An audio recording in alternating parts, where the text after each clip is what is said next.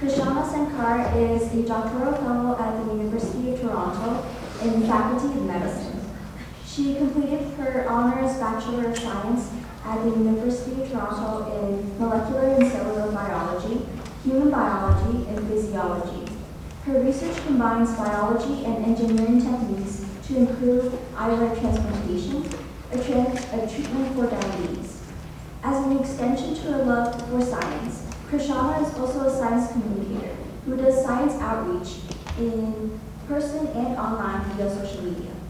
She is the co-founder of the U of T Diabetes Canada chapter, where she educates the public on diabetes research, spreads diabetes awareness, and advocates on behalf of people with diabetes. Additionally, she is the co-founder of the Women of Color in STEAM Canada, the grassroots organization that advocates for minorities in Canada in science, technology, engineering, maths, and medicine. Please welcome Dr. Sankar.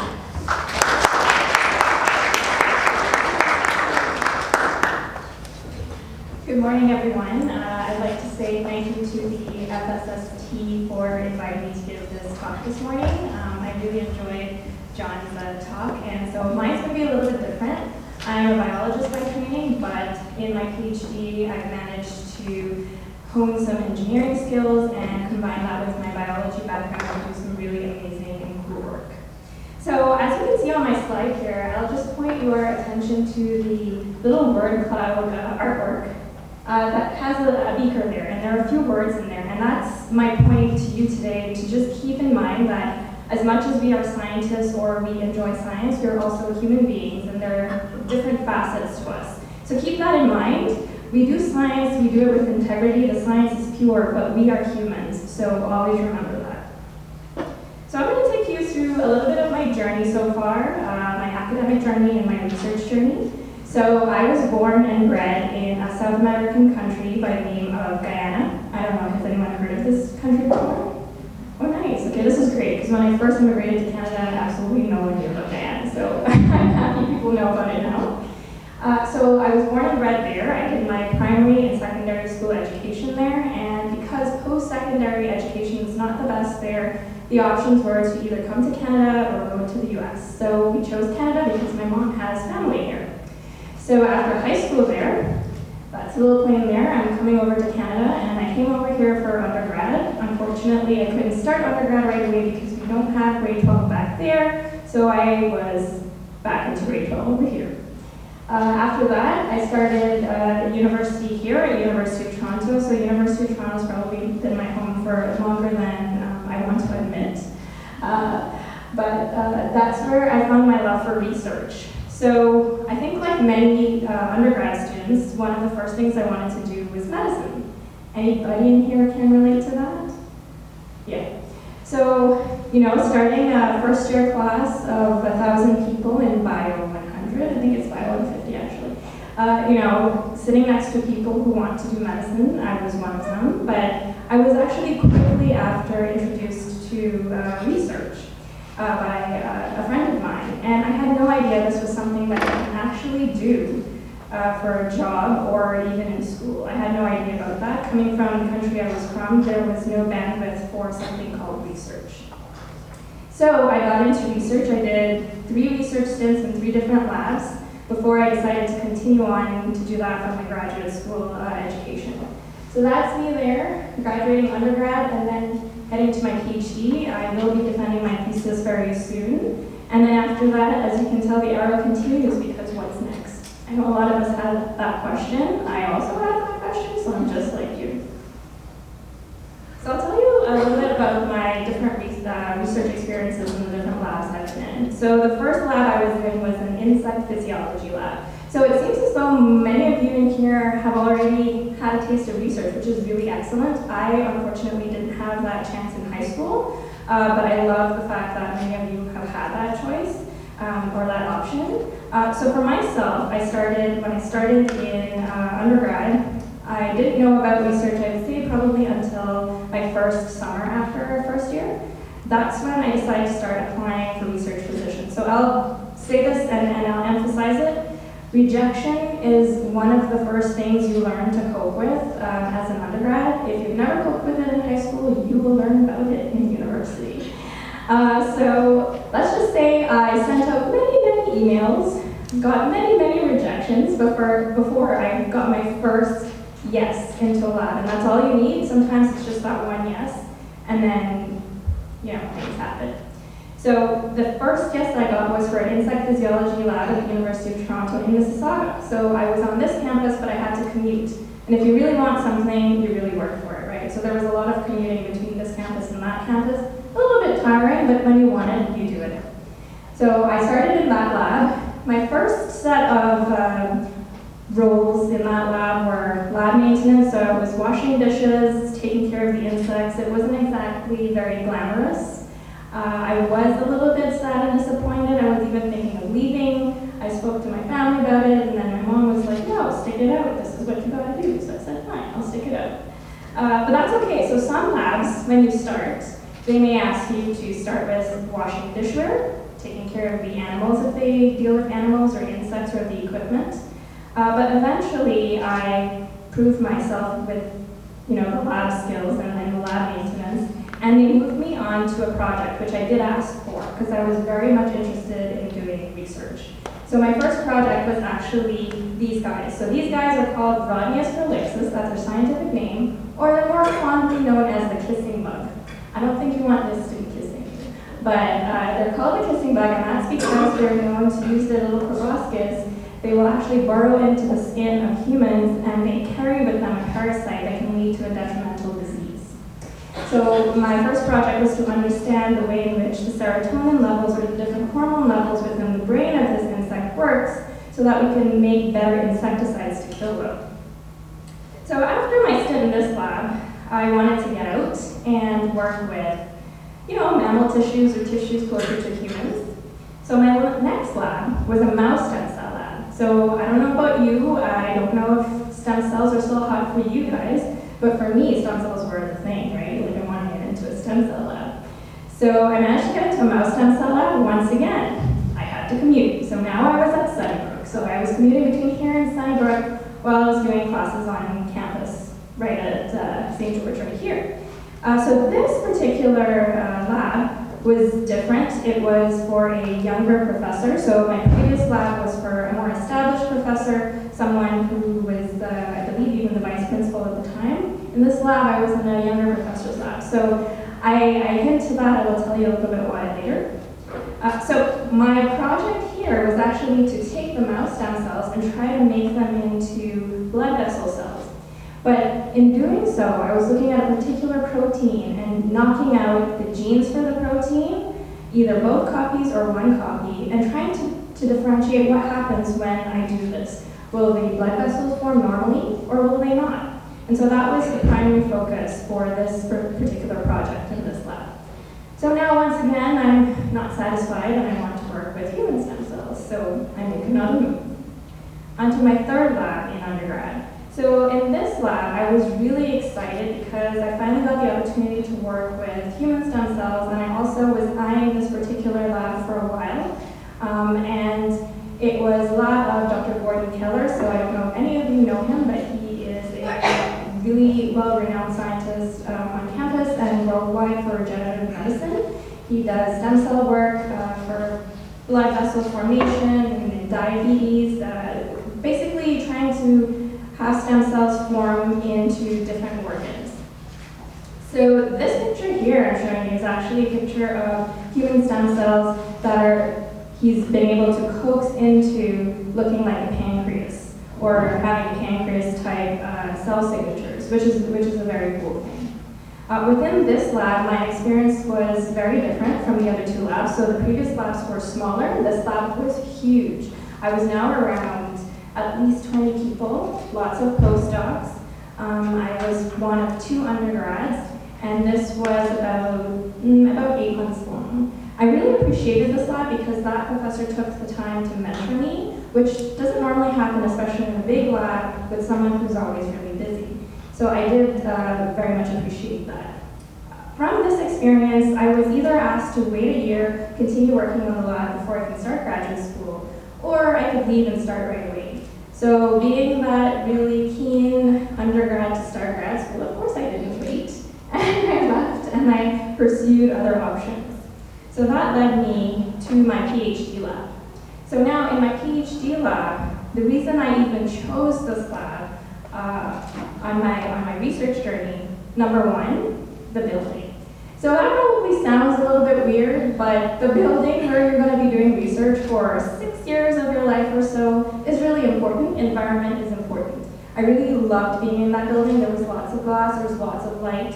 There were people, it was an open concept space, so you can interact with people. Sometimes research can be isolating. It's really great if you have that sort of environment.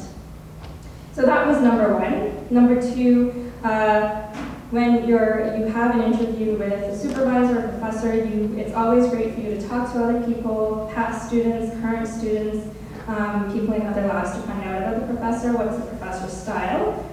So that's one of the other reasons I joined the lab. And third, because I'm always wanting to learn.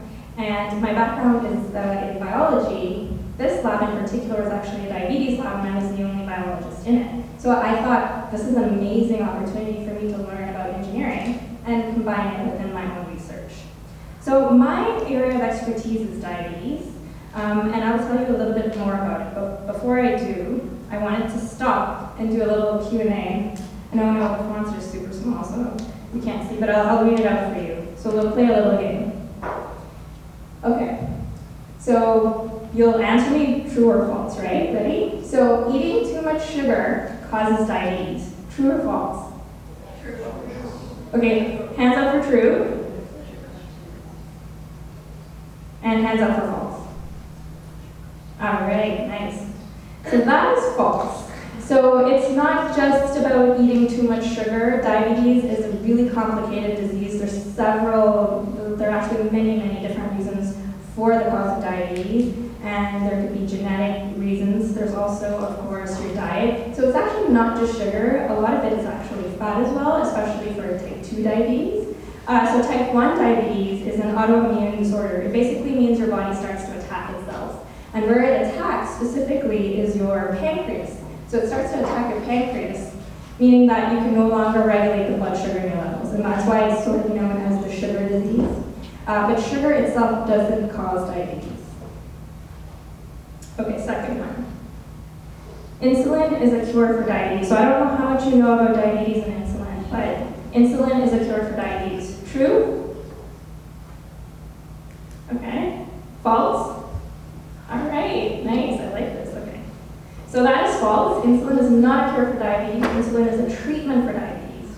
So we currently do not have a cure for it, otherwise it would be pretty much wiped out. But insulin is the thing that is usually attacked in your pancreas. And so people, especially those with type 1 diabetes, need to inject themselves daily, or they have a pump or some other device where they get insulin regularly put into their system. All right, I got another one for you.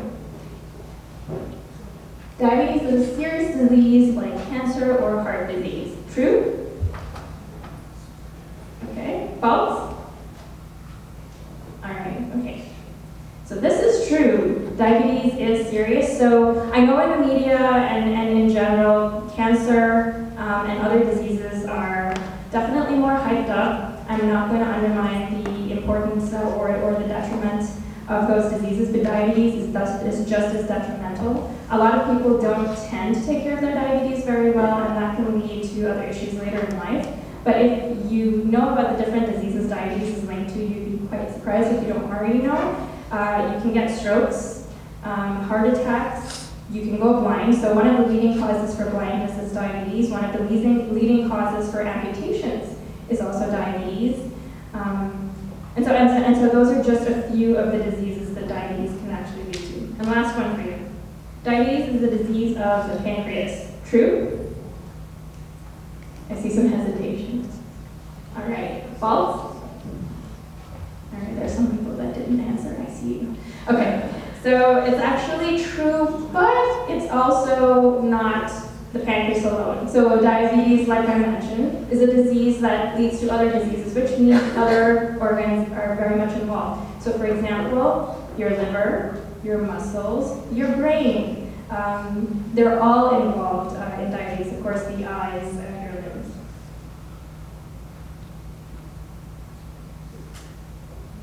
Oh, we got a little problem.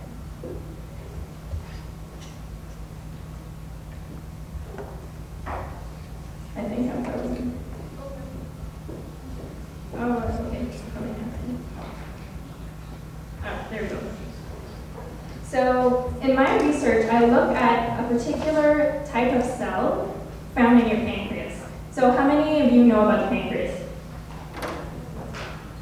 All right, I think most of the crowd. So basically your pancreas is an organ that is a little bit further down, it's closer, it's a little bit below your stomach, it's near your spleen, it's found mostly on your left side. And within your pancreas, there are tiny cells or ball of cells called the islet of Langerhans. So I don't know if you've heard of the islet of Langerhans, but those are the cells that are involved and important in secreting that hormone called insulin. So I actually work with these ball of cells. So here you'll see 3 images. So the first one to your right, or at least, yeah, you're right, is just a microscopic image of it. So these ball of cells are actually microns big. So previously we had a talk talking about nanotechnology. I'm working more at the microtechnology level, so you come up about 1,000-fold there. So they're about 100 microns in diameter. You can only see them like this under a microscope. The second image there is actually the same thing, but I've used science in order to highlight blood vessels throughout the whole islet. So although these islets are so tiny, they actually have a huge network of blood vessels in them. So I use biochemistry as well as a little bit of physics in order to visualize what they look like. So I use a special microscope in order to look at this. And then the third image is just a cartoon. So that's more to show you that this ball of cells is actually made up of different types of cells, and then all the little strings you see going through it are actually the blood vessels. So in my project, I'm really interested in the blood vessels and how I can help them to stay alive longer. And why? Because in people with type 1 diabetes, some people actually get a transplantation of these islets. And so in my project, I try to ensure that I can keep the islets alive longer when we remove them from a donor and transport them to someone else who needs it. So here I have a little video, hopefully it works for you. Oh, no it doesn't.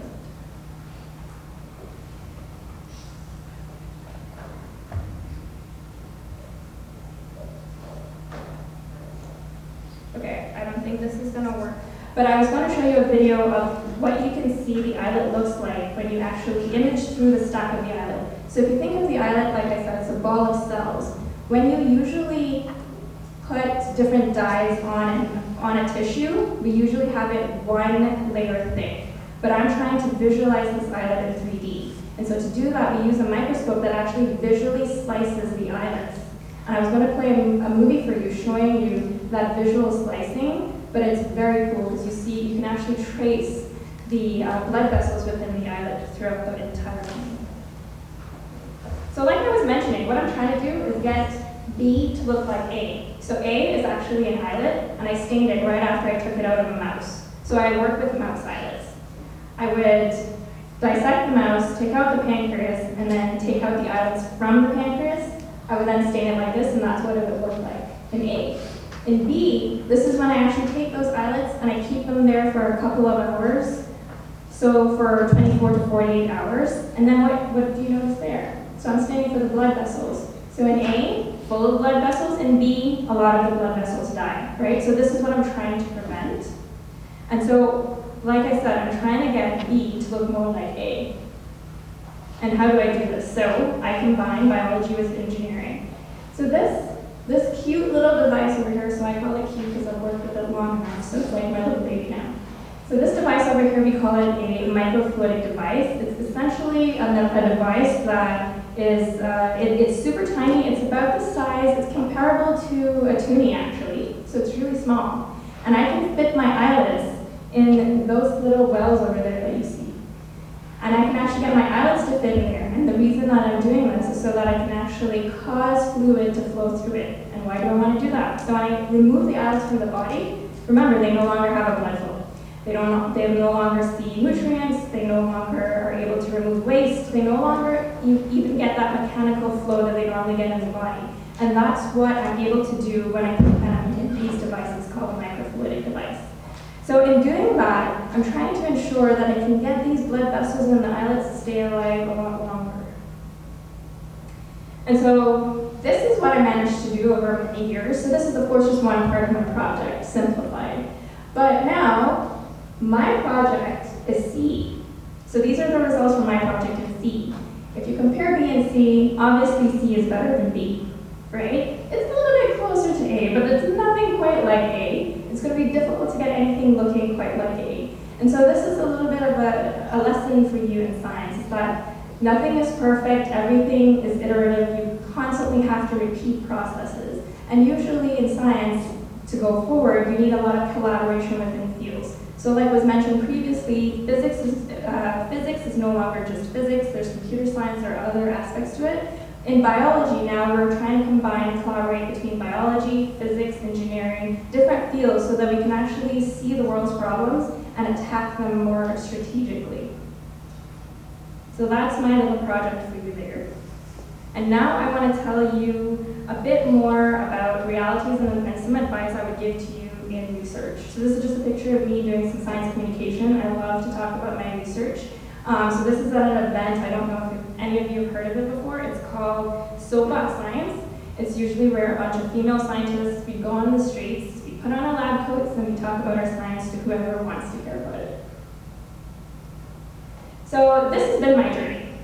And this journey is usually, most times, it's just not linear. I don't know if any of you have had a linear journey so far. You probably have if you've been in high school or in undergrad. But trust me, most times it's not linear. If it's linear, you know, that can be fine too, but sometimes it's really fun when it's not linear.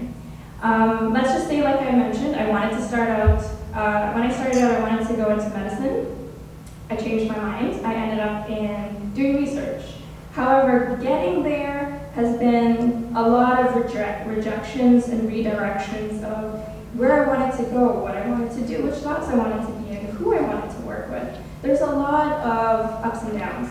And I think it's really important that you keep this in mind. And you also remember, rejection is normal. It will happen. It's just part of the process, but you keep going. You know, sometimes it'll get you down, and that's okay. Take a moment, take a day, cry it out, vent it out, whatever you need to do, sit with, you know, a box of ice cream, whatever you do, right?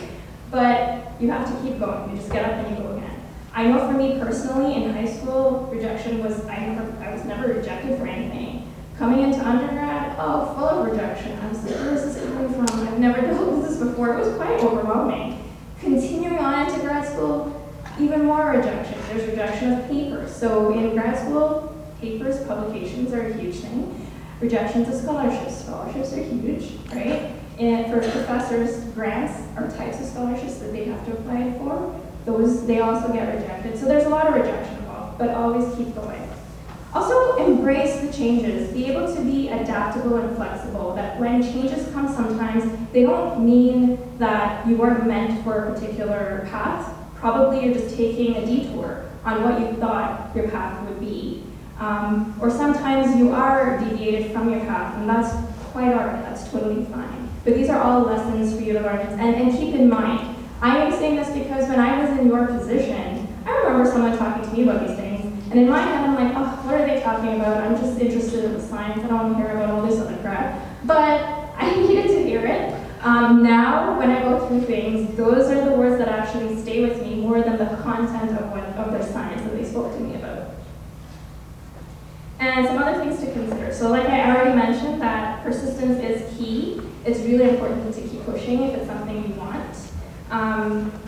Second thing, okay, so these were supposed to obviously be ordered 1 to 5. I don't know what happened. I guess they're all equally important. A good supervisor. So I will say this, a good supervisor is key. That is number 1 over any fancy project you can think about. Why is that? So perhaps at your level, it might not be as important yet, but trust me, as you get higher into research, it will be extremely important. The people around you and who you work with and who your mentors are far outweigh the actual project you'll get. And why I say that, you can have an amazing project, you can have the most innovative project, but if you don't have people to support you, trust me, it's not going to go anywhere. If you have a supportive person or supervising people around you, but you have a pretty crappy project, they will help you make something out of it. Even more so, they'll help you move forward from that. And so that's very, very important. So like I was mentioning, failure is normal, just like rejection, and just keep going with it. Take breaks. So this is another one I took for granted. granted. People, would always say, take some breaks, you need mental and physical breaks, ensure you check up on your health, and usually, type A personalities and workaholics, we're always like, focus, head down first, always doing the work, disregarding any part of your health, and you always want to meet the deadlines, you always want to push, you're always doing a million other things. You can burn out. I'm talking from personal experience. I burnt out, but fortunately I've had support in my family and my fiance in teaching me how to take breaks. You need to take mental and physical breaks. You will burn out if you do not. So learn to start implementing that within your school life from now. It's a really good exercise to do. And of course, enjoy the journey. So as much as there are negatives, there are positives, right? And so enjoy every single thing that you're doing. In terms of if you won an award, okay, that's a big thing. You'll obviously celebrate that. If you've gotten a positive result, if you've got a negative result, but at least you know that your protocol is working, enjoy it. Celebrate those things, be thankful and grateful for each step along the way. These things are very important. They help you to keep going on that journey, because without it, you will slowly start to question why you're there. You may still even do that, but always remember your motive. Why are you here? Why did you start doing what you decided to do? Why are you on this path? Is it the path to do? Sometimes you will cause yourself to reassess, and that's an important thing. And so with that, I leave you there, and if you have any questions, I'm also available on social media. These are my different social media handles and my website. If you have any questions, I'll be more than happy to take them. Thank you.